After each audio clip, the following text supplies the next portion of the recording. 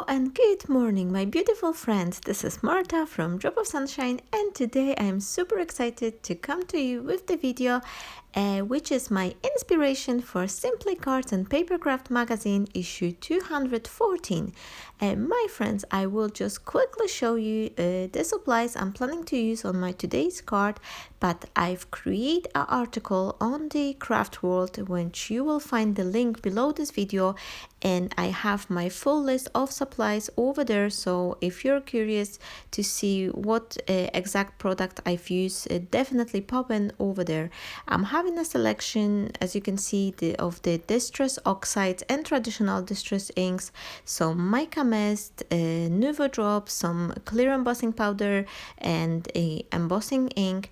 And I will be also doing some stamping, and I have this absolutely gorgeous stamp set from Simply Made Crafts by Helen Griffin, and I'm also gonna be using some of her dies and another set of the dies from Card Making Magic by Christina Griffiths, both available at the craft stash. And I have this piece of the foil, some stamping tool, and I have my powder just to take the static off before embossing. I have the foam pads, like a foam tape, and the glue. And also what I'm gonna be needing is the scoring board, a guillotine, and my die cutting machine, which I keep on the side, but you could see I have the die cutting plates ready. I will start from using my guillotine, and I'm taking a piece of the A4 size cardstock to cut myself a little mat for my card. My card is below 6 inches square. It's one of those ready-made cards you could buy in the packs, and it's 5 3/4 by 5 3/4 inch square. So I'm cutting myself a piece of a paper which is 5 1/4 square, so that way I have this lovely border all around my card. Now I'm taking the remaining piece of the card from that A4 size cardstock I've cut, and I'm cutting myself some little strips, and each of that strip is 1/2 inch wide. And I have 5 of those in total. I actually cut 6, but I will need 5 of them. I'm just keeping one as a spare one.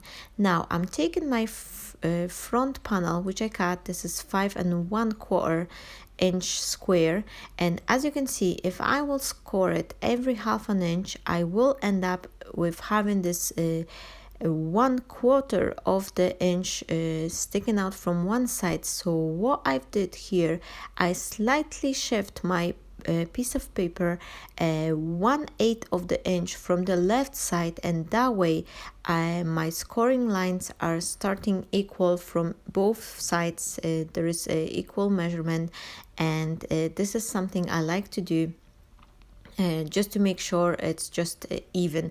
It's not necessarily, you don't have to do it, but if you want to have this clean, perfect look from both sides, always think of like when's your score line will start up and when it will end, and make sure it's equal from the both sides. Now I'm taking my strips, and I will be using this Moms Are the Best stamp, which I am planning to stamp using this Spoon Sugar Distress ink. It's very subtle, lovely pinkish color, and it's nice. I like to use it because it's so pastel and soft that it's basically not taken away from the white front panel. And here you can see I am doing a little trick. I am adding 2 pieces of the masking tape to my board, just so I know exactly where my sentiment is start and finish. And this little trick is always helping me with the placement of my strips, because it's hard to tell if you stick your sentiment to the upper portion. You can't always tell exactly where it starts. So I like to use the masking tape just to mark myself 2 lines, and that way I am able to shift my strips around, and I know exactly where this sentiment will be starting and finishing. So here I am just stamping strip by strip, 3 of them because I will be using 5 strips in total, I've decided to do the alteration. 2 of them, they will start from the beginning of the phrase. 3 of them will start from the beginning of the phrase, and the other 2, which will be in the middle, they will be starting from the half piece of the sentiment. So that way it will like look like a brick order. Like if you ever look on a wall and you see the brick pattern, you know that when one brick is starting, the one on the row below is a half point starting. So this is alteration I'm trying to achieve on my stamping sentiments.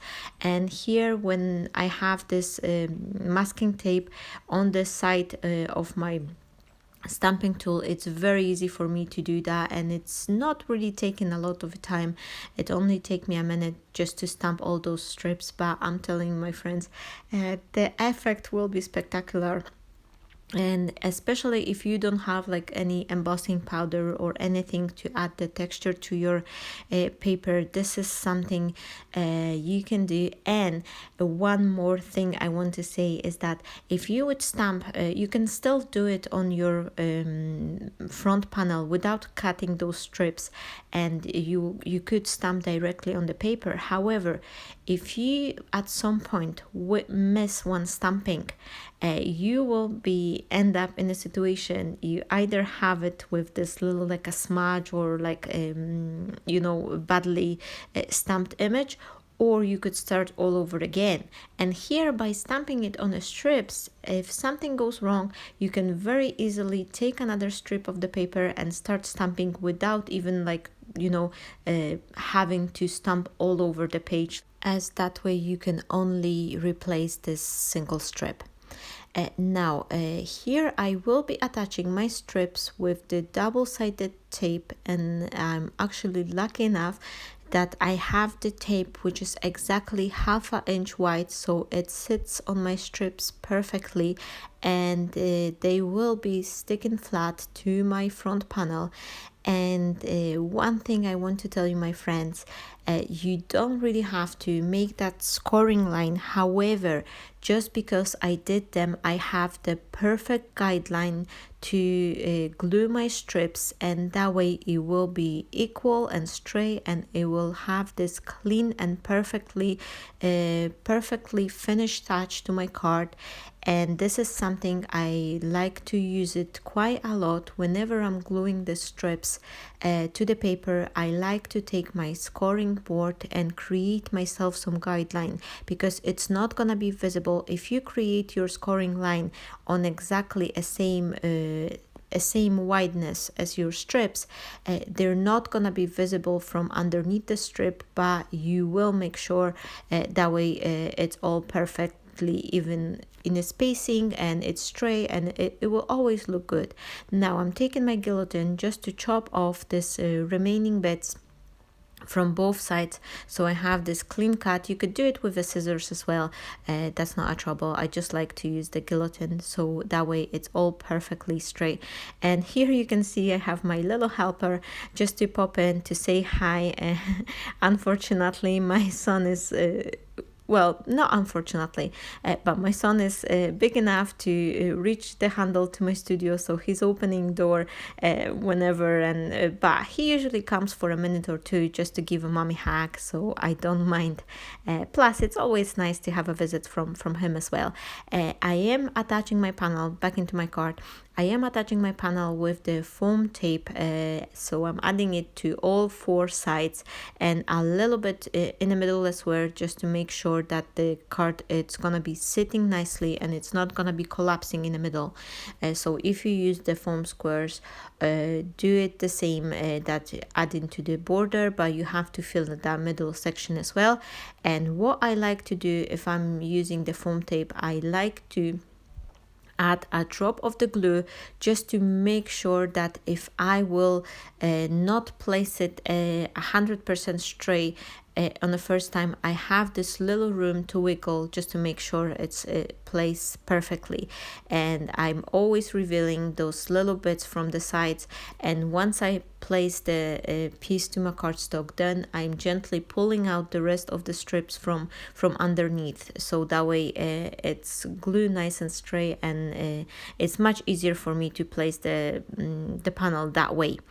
Now I am taking a spare piece of a cardstock. This is the pieces I have left over from this A4 size card I was cutting on the beginning, and I will be doing some stamping and embossing. I use my baby powder just to take the static off from the card, and now I am using this distress ink in a worn lipstick color, and I am stamping this lovely heart twice to make sure I have this lovely gorgeous rich impression, and then I am sprinkling it with the clear embossing powder. I'm doing that because the distress ink is very easy to reactive with any moisture or any other inks you would like to put above. Even though the oxides, once they dry, it's dry, but having this clear embossing powder, I am 100% sure that the ink is not going anywhere. Plus, I'm also getting this slightly raised edge and this shininess. So this is extra bonus. I really like to do it because it gives that a really nice touch to the embellishments and the front panels if I'll do them with the clear embossing powder. I am filling my heart with another sentiments from the same stamp set. Says the best mom ever, which I really like, and I feel like it's really fill up the space nicely. This all set is absolutely gorgeous, and I love those sentiments. They're perfect for this kind of occasion, doing some moms and that. This is actually a very interesting thing. I've usually, when you see the stamp sets, they are dedicated to mom or dad, or is it like female or male side, but this one is designed for a mom and dad, both. So I really like it, and it's gorgeous fonts, a very nice and clean look, and it's very good quality for me as well. It's stamping perfectly. And now I am adding another more sentiment, which I really like, is this design with this like a negative stamping. It's not the sentiment itself, but it's all the negative image in the form of the banner with the word saying you are wonderful. And I am using the blue color. I think it's a tumble glass actually, this shade of the blue, and I'm stamping it several times just to make sure it's not splotchy. It's evenly covered all over the this stamp image, and it looks beautifully. I am really happy with how it stamps. And even though the distress inks, they're not very great in having this like a sharp impression comparing to the other inks. They're more like for medium, for coloring. They still do stamp, but very nice, but they're not gonna be 100% sharp. This stamp is really good quality, and it's stamping nicely. And again, I am covering it with the clear embossing powder just to have this extra shininess and this lovely finish to my sentiment. And now because my embossing is already cooled down a little bit, I'm taking the tattered I think it's tattered rose, the embossing, the distress ink color, and I'm slightly smudging over this heart. And now I will cut both of my sentiments. What I like to do when I'm cutting, when I'm doing a fussy cutting, I like to keep my scissors in one position. I am not moving them, but I am moving the paper, and I am that way. If you cutting this round shape, it's not as much matter if you cut the straight line, but if you doing a round shape like this heart is, if you will move your scissors, you will end up having this wiggle, like a uneven shape, because it's very hard to cut perfectly like a circular shape. But if you move your paper instead and you keep your scissors steady, it will improve your cutting definitely. So that way you have this nice soft cut edge for every single time. If you just keep your scissors in one position and then move your cardstock, it's very easy to achieve a better look. Now I am taking a lovely little flower stamp from the same set, and I'm using the same color, the same blue color, to stamp myself a couple flowers. And this time I'm not gonna be embossing them because I want to have this different texture to the stamp image, to the sentiment, and to the flower. I want to have this different finish look, so this way I'm just stamping them and waiting for the ink to dry, and then I will cut. But in the meantime, waiting for it to dry, I've decided to take two other bits, leftover pieces, and I will color them. First one, I am coloring with this worn lipstick, and a spoon sugar and a Tattered Rose distress ink color. I'm just smudging them on my glass mat, and then I will press the card just to pick up the color. And once I have this basic coverage, I will add some more splashes, maybe not splashes, but this more color to my panel by taking a piece of the foil and doing some smudging technique as well. So I'm adding those three colors until I'm actually happy with the saturation of my paper. So I'm using it a few times, just adding more of the worn lipstick to get more pinkish tone. And as you can notice, I am using a little piece of the kitchen sponge just to get rid of those harsh lines from the stamping pad, because sometimes when you press the stamping pad on a foil or on a glass mat, it gives you that square impression. So just to make sure I don't have those squares, I am smudging the ink with the kitchen sponge. Once I'm happy with my pinkish color tone paper, I am proceeding exactly the same way with the green color one. For the green color combination, I do have this Shabisha Earth and the Bundle Sage. It's kind of like a little bit muted green color tones, but I think they work really well with this coral pinkish tone and the blue shades as well. I think all those like a pink, blue and green works together perfectly, and it's very lovely color combination. So I am adding a few layers of the green color until I'm happy, and then once I have both panel, I will use my heating tool just to speed up the heating process, so I won't have to wait too long, because I want to do some die cutting. And if your paper is not dry, it will be too moisture, it could easily rip off once putting it through the die cutting machine. So that's why I'm using the heating tool. Make sure it's dry before I will start cutting it. I will be placing my dies over this colored paper, and this Simply Made Crafts die set. It has leaves and the flowers, but the flowers are the one you have to roll, and they create this gorgeous beautiful three-dimensional flowers. However, because I want to have my card fairly flat for a postage, I've decided to swap the flower and use the one from the Card Making Magic set. They're both gorgeous, and I really love making those flowers from the Helen Griffin set. However, because they're three-dimensional, I wouldn't be able to pack my card to the envelope which I want to send it to. So this is the only one reason why I'm swapping the flowers. Plus I think it looks nice, and for this size of the card, this cute little rose, I'm cutting it twice actually, but I will use it only one time, and I will use all the greenery leaves. You can see they're gorgeous and they're perfect size as well, so I'm quite happy with how those elements turn out. And now I'm just cutting those three flowers I've stamped earlier. They're dry now, so I'm just quickly cutting them with the help of a scissors, and I'm basically ready to, I will be ready to start assembling my composition. There will be only one more step for me to complete, which will be adding this additional shininess to my elements.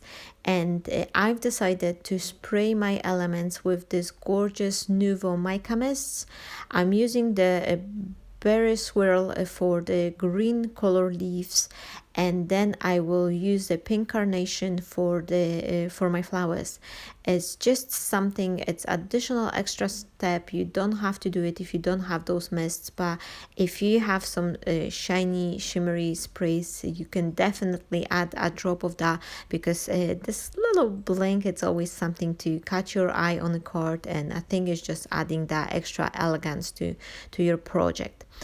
Now I am just quickly cleaning off my glass mat, making sure it's nice and clean before I will start attaching my elements, because last thing you want to do, my friends, is just create yourself this gorgeous card, and then you're taking it out to pack it in the envelope, and all back area of the card is just dirty from the inks. So make sure, if you work on a glass mat or any surface, make sure you wipe it from time to time. And especially I do it once I finish creating all my elements. Before I will start assembling my card, I am always taking the time to clean up the mat, because I learned it hard way. So many times I've created these gorgeous lovely cards, and then I'm picking them up from my table, and it's turned out there is a smudges from the back side, and it's just ruined. Well, maybe it's not ruined because it's still usable, but it doesn't give that pristine look, and especially which you want, especially if you create a nice cards and you take a time, you want them to look nice for a recipient from every single angle. And now I am trying to place up my composition just to make sure I have the elements the way I want it. And I've noticed that this blue color flower, which I was planning to use beside my banner, it's actually too close color. They both blue, stamped from the same ink, so it wasn't really visible. So I decided to quickly jump in and stamp another flower, the same stamp, using the same stamp. I stamp another flower using this worn lipstick color. That way it will popping really nicely beside this blue color panel. I am doing a little bit shaping and nothing difficult. I'm just squeezing the paper in my fingers. Doesn't even use. I'm not even using any shaping tools. It's just a pinch the petals slightly in my fingers and giving them a little bit of the dimension. Once I'm happy and I know how I want to glue my elements, I will start to assembling them. So I will attach my elements with the help of the glue gun and a hot glue, but for the sentiment part I will use pieces of the foam tape just to help to raise them a little bit, and that way they will be popping up from my entire composition. And here you can see I am quickly cutting this flower. It just took me a few extra seconds, but if you see that elements are too close color wise, they're like 2 or 3 elements stick together and there is no differentiation between them, it's always worth to take that extra second and stamp yourself another flower like in a different color, just so you have this variation. Because sometimes if you place it depends like what the card you're going for. If you're doing the monochromatic look and all elements are from the same like a color family or the same color, that's fine. But for this one I'm having lovely composition, and it's like a coral blue and green color, and this blue flower next to the blue sentiment, it would really looking like a blue blob. It didn't look properly for me, so that's why I've decided to step in and create another flower. Now I am adding this little half pearls to my flowers just to have them finish nicely. I could do that with the Nuvo drops, or like put some glitter glue or something, even like a gem, just to something help me to create that flower center. Anything will be good, but I think those half pearls, they looking really nicely, and I've chose those lovely pearly shades for my flowers, so it's something also adding additional extra interest to the composition. So once I'm happy with everything, I will start attaching my elements. And here you can see I am adding some foam tape, and I've made a little bit extra piece on the middle just to raise this banner in the middle section a little bit, and I'm making sure it's not gonna be collapsing. And once I have it here glue, basically my card will be finished. And because we are approaching to the end, I want to take a second to say a huge thank you everyone. Thank you my friends for being here, for watching my tutorial. I hope you enjoyed this inspiration I had a pleasure to create for Simply Cards and Papercraft magazine. And I also wish to say a huge thank you to the Becky Higgins, to the editing manager, just to giving me this truly amazing opportunity to actually create something for this issue of the magazine. Don't forget my friends, this magazine is available in many of the local stores, but you can also order it online from the Mormax, from WH Smith's or the Craft Stash. And if you are on the Craft World and you are the premium member, you can have that 10% off for purchasing your magazines. And you can also have it on the subscriptions like me, so that way you also pay a lower price, and the magazine is coming through your doorway every single month, so you're not missing an issue. And if you love this magazine, this is something you may want to consider. So thank you so much my friends. I hope to see you here again, and I'm wishing everyone a wonderful day. And now the last bit I'm actually adding to the card is a couple of those Nuvo drops. I had few colors ready on the beginning of the video, but I actually only used this Calming Aqua, and I'm just using it here and there, adding a few extra drops just to fill up my composition. And at this point my card is ready. You will see everything on a close-up photo. So thank you so much my friends for being here, for watching my tutorial, and I wish you all a wonderful day. Stay blessed. Bye bye.